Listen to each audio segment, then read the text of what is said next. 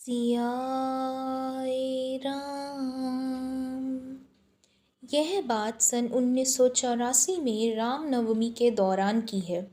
परम पूज्य बाबा जसवंत सिंह बेदी महाराज जी कृपा कर कानपुर आए हुए थे। रामनवमी आने वाली थी। रामनवमी से एक हफ्ता पहले गोविंद नगर की सभी मंदिर मिलकर एक भव्य शोभा यात्रा निकाल रहे थे। इसके वास्ते हमारे दरबार में भी निमंत्रण पत्र आया था।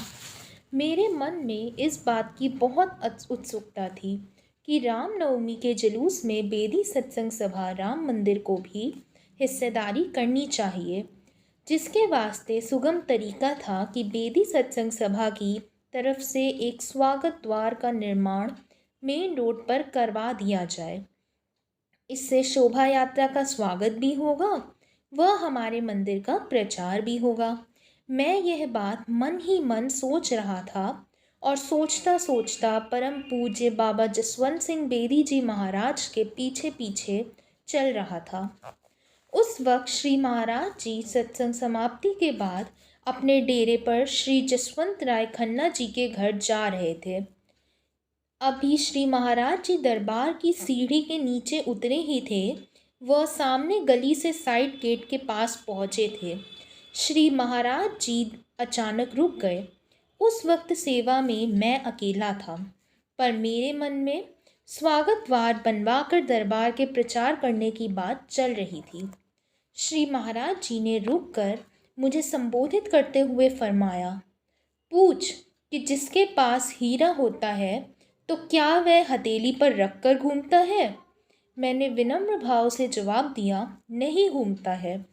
श्री महाराज जी ने अपनी मुट्ठी बंद कर सीने से लगाते हुए फिर मुझसे कहा कि व्यक्ति हीरा छिपा कर रखेगा? मैंने फिर विनम्र भाव से जवाब दिया, जी छिपा कर रखेगा। महाराज जी ने तीसरी बार फिर मुझसे पूछा कि मतलब समझ गए हो? मैंने बड़े ही आदर भाव से कहा, जी सरकार, मैं मतलब समझ गया हूँ।